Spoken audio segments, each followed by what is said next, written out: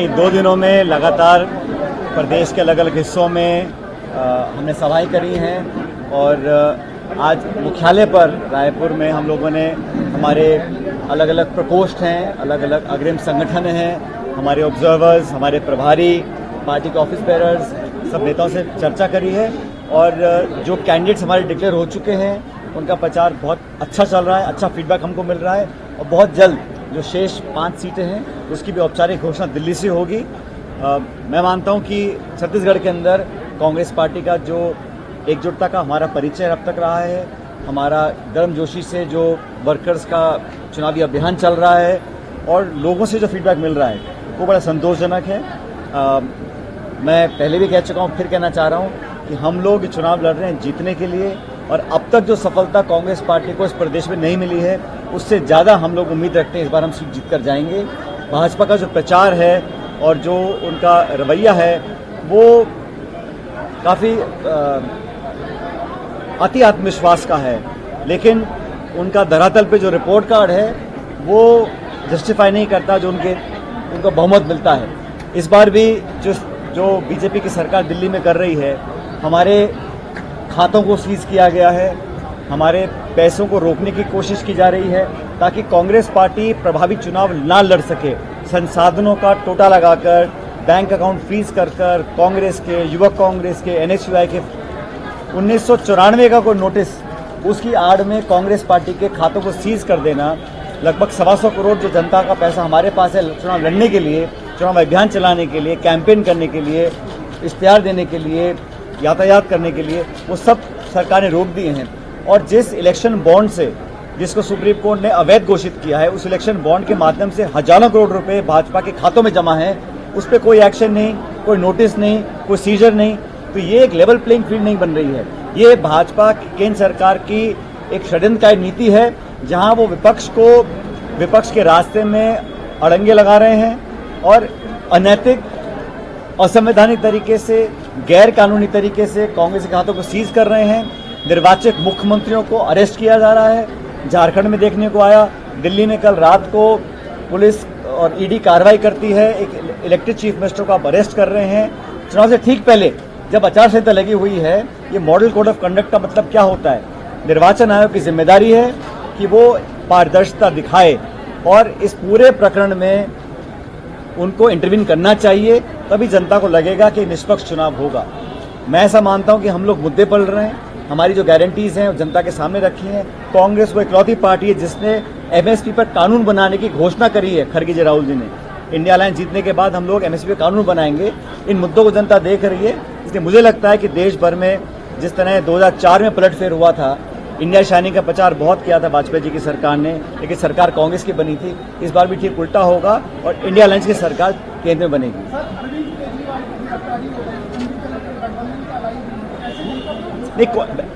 कोई भी निर्वाचित मुख्यमंत्री हो, किसी भी दल का हो, उसके खिलाफ इस प्रकार कार्रवाई करना इलेक्शन से ठीक पहले और उसको अरेस्ट कर लेना, ये बहुत आज तक मैंने तो कभी देखा नहीं है।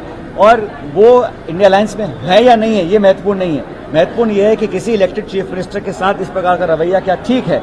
और हम लोगों के गठबंधन दिल्ली में है, हम उनके सामने चुनाव भी लड़े हैं, लेकिन नैतिकता, संविधान, कानून, मर्यादा, राजनीतिक जो एक आचरण होता है, उन सब बाधाओं, सीमाओं को लांघकर बीजेपी सरकार काम कर रही है।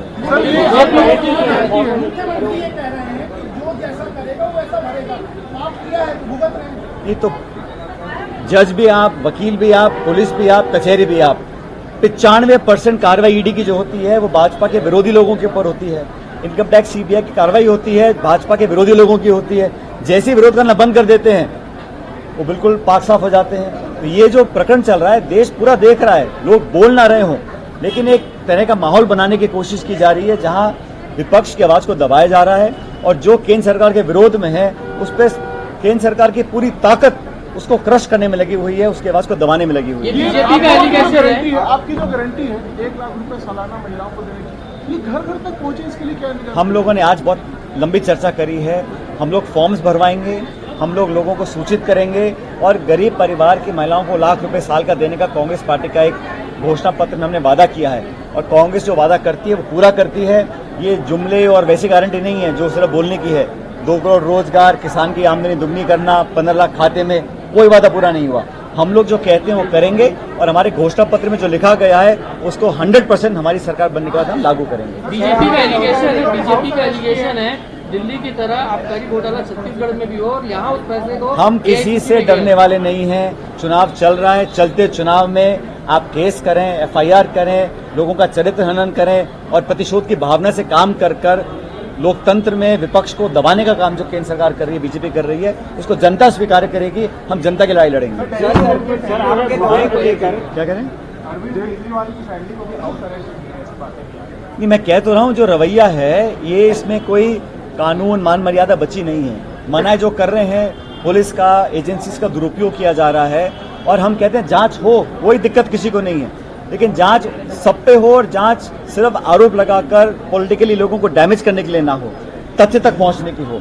और जो सत्ताधारी दल के लोग हैं उनके खिलाफ आज तक कोई जांच नहीं हुई, ये बहुत बड़ा सवाल देश के सामने है। अपने दौरे को लेकर मंत्री बृजमोहन अग्रवाल कह रहे हैं कि खुद तो राजस्थान में चुनाव नहीं लड़ रहे हैं लेकिन यहाँ चुनाव लड़ाने के लिए आए हैं।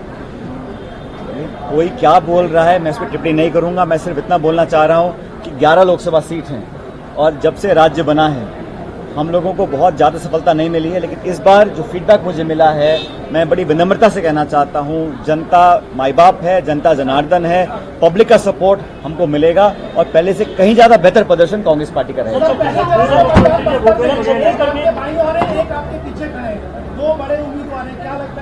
जो सबसे उपयुक्त उम्मीदवार होगा वो कांग्रेस पार्टी का उम्मीदवार होगा। पूरी पार्टी ताकत के साथ उसके पीछे खड़ी रहेगी, जो भी पार्टी डिक्लेयर करेगी उम्मीदवार।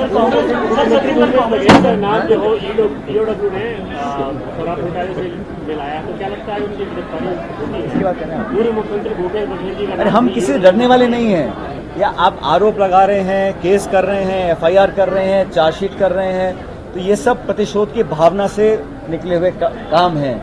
और भारतीय जनता पार्टी ने इलेक्शन बॉन्ड्स के माध्यम से जो व्यापक भ्रष्टाचार किया, सुप्रीम कोर्ट ने उसको अवैध घोषित किया, वो हजारों करोड़ रुपए आज भाजपा के खाते में है, उस पर कोई कार्रवाई नहीं हो रही है। इसकी जांच होनी चाहिए और सुप्रीम कोर्ट ना बोलता तो खुलासा नहीं होता।